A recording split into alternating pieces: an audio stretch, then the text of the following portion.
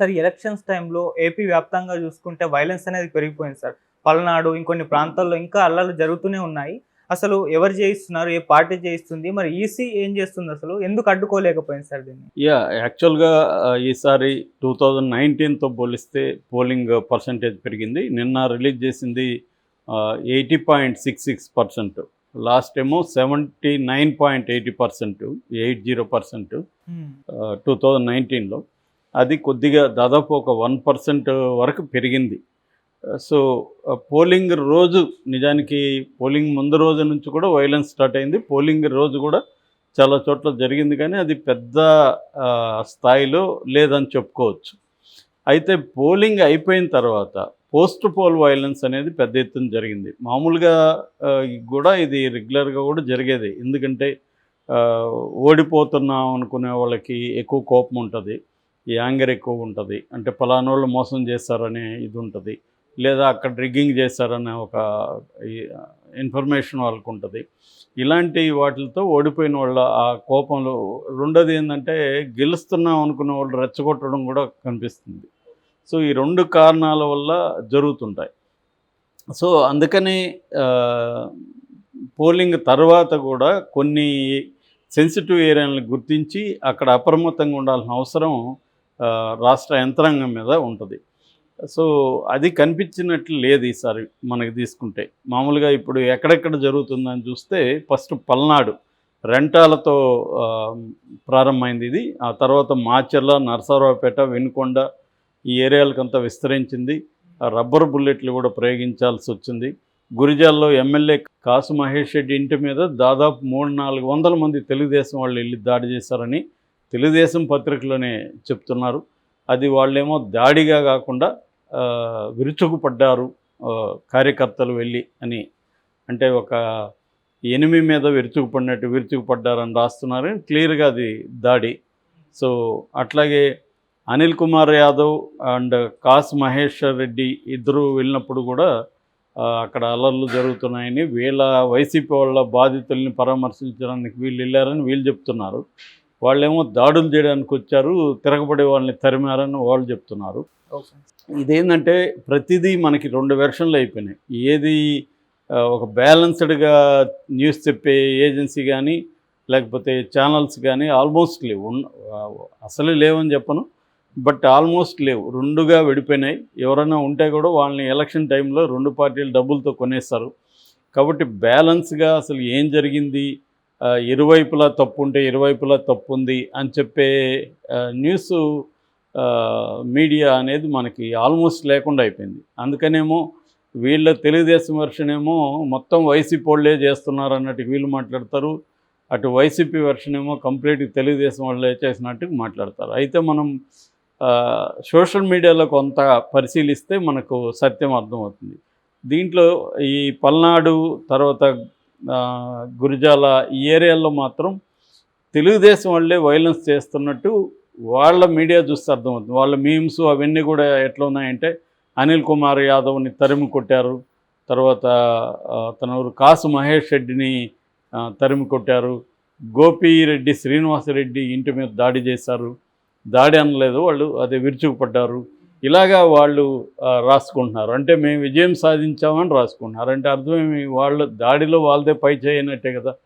So దీన్ని కొంతమంది ఎలా చెప్తారు, లేదు ముందు వాళ్ళు దాడి చేశారు మేము తిరుగు దాడి చేసామని.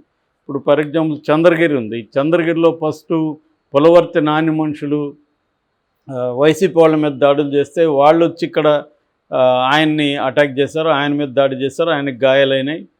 స్ట్రాంగ్ రూమ్ దగ్గరికి వెళ్ళినప్పుడు అక్కడ గాల్లో కాల్పులు, సిఐకి గాయాలైనాయి. చివరికి గాల్లో కాల్పులు జరపాల్సి వచ్చింది సిఐ.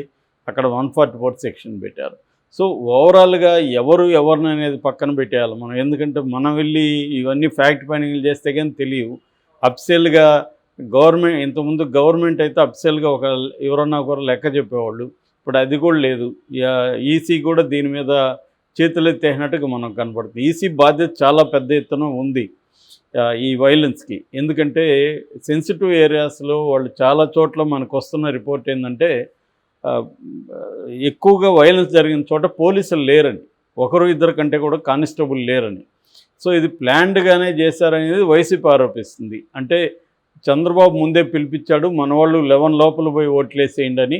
అంటే చంద్రబాబు ముందే ఒక ప్లాన్ చేసుకున్నాడు. అర్లీగా మన వాళ్ళు ఓట్లు వేయించినాక అల్లర్లు స్టార్ట్ చేస్తే వైసీపీ వాళ్ళ ఓట్లు వేసేటప్పుడు అల్లర్లు ఉంటే ఆ భయపడి ముసలో ముతక రారు, వాళ్ళందరూ వైసీపీకి వెళ్తాయి కాబట్టి ఇది ముందుగా ప్లాన్డ్గా చేశారనేది వైసీపీ ఆరోపిస్తుంది.